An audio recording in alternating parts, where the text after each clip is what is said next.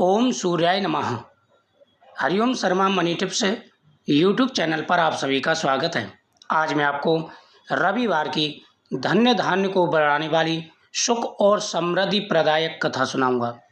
भगवान सूर्य देव की आराधना अवश्य करनी चाहिए। सुबह स्नान करने के बाद में सूर्य देव को अर्घ्य देना चाहिए। साथ ही सूर्य देव की इस कथा का श्रवण करना चाहिए।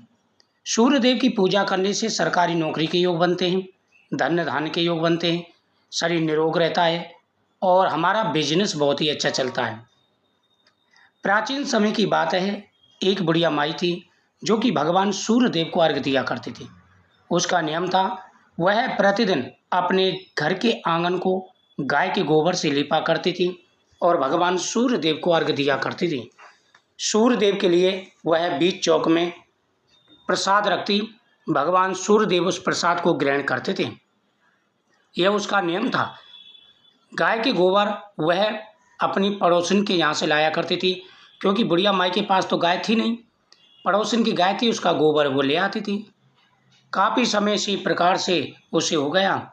एक बार पड़ोसन ने देखा कि बुढ़िया माई हर प्रकार के सुख से संपन्न है। उसके मन में ईर्ष्या उत्पन्न हो गई, क्योंकि यह तो व्यक्ति का पहला कर्म है दूसरों से ईर्ष्या करना।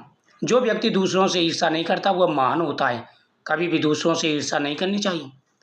उस पड़ोसन ने बुढ़िया माई के प्रति ईर्ष्या प्रकट कर ली अपने मन में, और उसने क्या किया कि अपनी गाय को घर के अंदर बांध लिया। पहले बाहर बांधती थी तो बुढ़िया माई मन चाहे जब भी गोबर ले आती थी, लेकिन अब उसने उस गाय को घर के अंदर बांध दिया, जिससे बुढ़िया माई को गोबर प्राप्त ना हो। अब बुढ़िया माई बड़ी परेशान हुई। उसे गोबर नहीं मिला तो उसने भगवान सूर्यदेव को अर्घ्य नहीं दिया, उसकी पूजा नहीं हुई। अब इसी प्रकार उसे 6 दिन बीत गए। भगवान सूर्यदेव ने स्वप्न में दर्शन देकर के बुढ़िया माई से पूछा कि हे माई, आजकल आप मेरे लिए प्रसाद नहीं, भोग नहीं लगाती और ना ही पूजा करती हो, ना अर्घ्य देती हो, क्या कारण है? उन्होंने कहा कि प्रभु, मैं जब तक गाय के गोबर से आंगन को नहीं लीप लेती मैं पूजा नहीं करती, लेकिन पड़ोसन ने अपनी गाय को घर के अंदर बांध लिया है, मुझे गोबर प्राप्त नहीं हुआ, इसलिए मैंने नहीं ना ही चौक पूरा और ना ही आपको भोग लगाया। भगवान सूर्यदेव कहने लगे कि बुढ़िया माई, आप चिंता मत करो, मैं आपकी पूजा से प्रसन्न हूँ और मैं आपको एक ऐसी गाय दूंगा जो आपकी हर मनोकामना पूरी करेगी।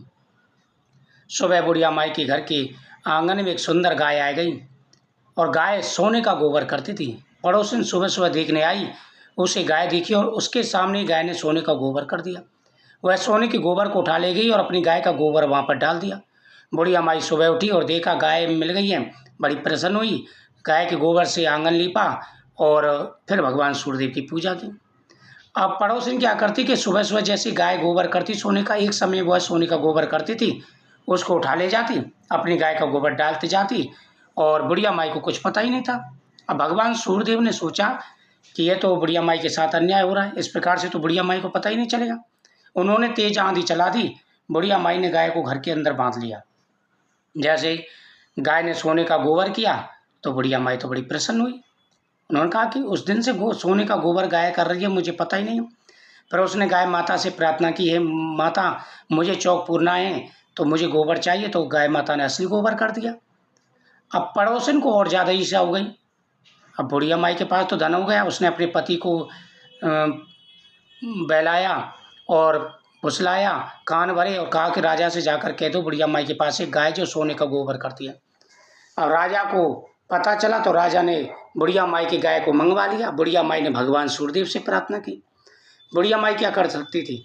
उसी समय रात को भगवान सूर्यदेव ने राजा को स्वप्न में दर्शन देकर कहा, हे राजन, जिस गाय को तुम लाए हो वह मैंने बुढ़िया माई को दी है, क्योंकि वह मेरी भक्त है। सुबह उससे क्षमा याचना करना और गाय वापस कर देना, नहीं तो इसका परिणाम बहुत ही दुखित होगा तुम्हारे लिए। अब राजा तो परेशान हो गया, दुखी हो गया, घबरा गया।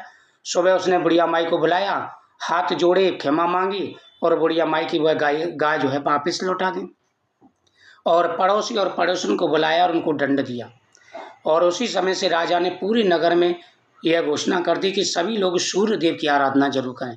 तो सूर्यदेव की आराधना प्राचीन समय से होती आ रही है, ऋषि मुनि करते थे, यहाँ तक कि भगवान स्वयं भगवान श्री कृष्ण भी मृत्यु लोक पर सभी के लिए आदर्श प्रस्तुत करते थे और वो भी सूर्य देव को अर्घ्य देते थे। तो सभी को सूर्य देव को अर्घ्य जरूर देना चाहिए और इससे हमारे जीवन में कई प्रकार के चमत्कारिक लाभ होते हैं। मैं सूर्य देव के कुछ उपाय भी बताऊंगा, वो भी आप जरूर करा करें। जिनके नेत्रों में परेशानी रहती है, जिनका व्यापार अच्छा नहीं चल रहा है, जिनको जॉब नहीं मिल पा रही है। ओम सूर्याय नमः।